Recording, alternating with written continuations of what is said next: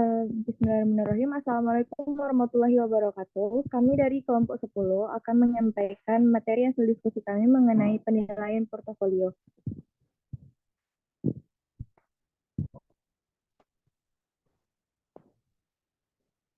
Yang mana kelompok 10 sendiri itu terdiri dari saya, Angela Dumaharani, NIM 2003-1049, dan rekan saya, Raisa Fazila Anissa, NIM 2003-1030. Pada materi yang akan kami sampaikan kali ini terbagi menjadi 3 submateri, yakni yang pertama mengenai prinsip penilaian portofolio, yang kedua penggunaan penilaian portofolio dalam pembelajaran biologi, dan yang ketiga adalah langkah-langkah membuat instrumen penilaian portofolio. Baiklah, materi yang pertama mengenai prinsip penilaian portofolio akan saya sampaikan sendiri. Yang pertama ada saling percaya atau mutual trust antara pendidik dan peserta didik. Dalam proses penilaian portofolio, pendidik dan peserta didik harus memiliki rasa saling mempercayai, saling terbuka dan jujur satu sama lain agar tercipta hubungan yang wajar dan alami untuk berlangsungnya proses pendidikan yang baik. Yang kedua ada kerahasiaan bersama atau confidentiality antara pendidik dan peserta didik. Kerahasiaan hasil pengumpulan bahan dan hasil penilaiannya perlu dijaga dengan baik dan tidak disampaikan kepada pihak-pihak lain yang tidak berkepentingan. Yang ketiga ada kesesuaian atau relevance. Hasil karya yang dikumpulkan adalah hasil karya yang berhubungan dengan tujuan pembelajaran.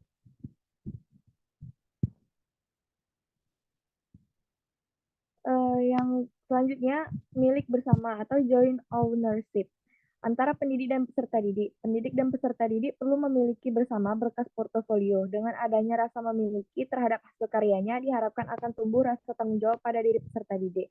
Selanjutnya, kepuasan atau satisfaction. Hasil karya portofolio hendaknya berisi keterangan-keterangan dan atau bukti-bukti yang memuaskan bagi peserta didik dan pendidik dan merupakan bukti prestasi cemerlang peserta didik dan keberhasilan pembinaan pendidik. Dan yang selanjutnya ada penilaian proses dan hasil. Proses belajar yang dinilai misalnya diperoleh dari catatan perilaku harian peserta didik. Penilaian hasil merupakan penilaian hasil akhir suatu tugas yang diberikan oleh pendidik. Baik, sekian penyampaian materi dari saya. Materi selanjutnya akan disampaikan oleh rekan saya kepada Raisa. Dipersilakan. Baiklah, terima kasih kepada moderator. Selanjutnya saya akan menjelaskan tentang penggunaan penilaian portofolio dalam pembelajaran biologi. Di mana di sini dibagi menjadi dua, yaitu secara daring dan secara luring.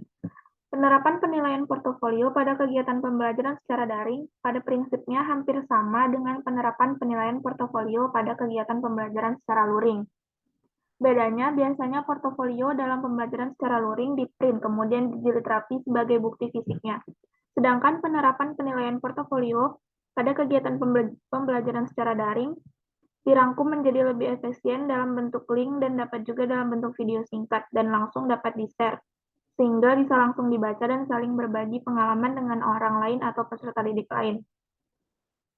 Kendala yang mungkin dihadapi dalam menerapkan penilaian portofolio dalam pembelajaran daring adalah di setiap selesai pertemuan peserta didik menilai diri sendiri, menilai pekerjaan teman dan guru juga langsung menilai pekerjaan semua peserta didik. Artinya, sebelum pertemuan berikutnya, semua pekerjaan peserta didik dinilai dan dikembalikan ke peserta didik. Tapi, menurut kelompok kami, kondisi ini justru yang paling menyenangkan karena dapat memperoleh banyak pengalaman berharga setelah membaca jurnal belajar peserta didik dan kreativitas peserta didik yang kadang sebelumnya tidak dapat diduga. Selanjutnya yaitu langkah-langkah membuat instrumen penilaian portofolio.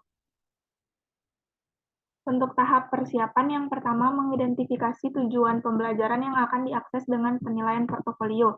Yang kedua, menjelaskan kepada mahasiswa bahwa akan dilaksanakan penilaian portofolio. Proses yang harus ditempuh mahasiswa, bila perlu diperlihatkan contohnya.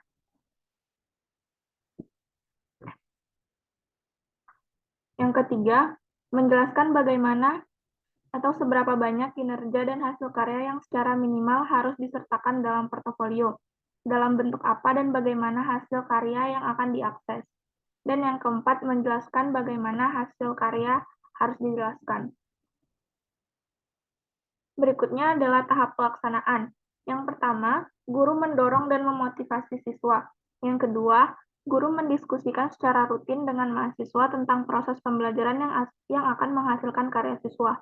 Yang ketiga, memberikan umpan balik secara berkesinambungan. Dan yang keempat, memamerkan keseluruhan hasil karya siswa yang disimpan dalam portofolio bersama siswa lainnya. Yang terakhir adalah tahap penilaian.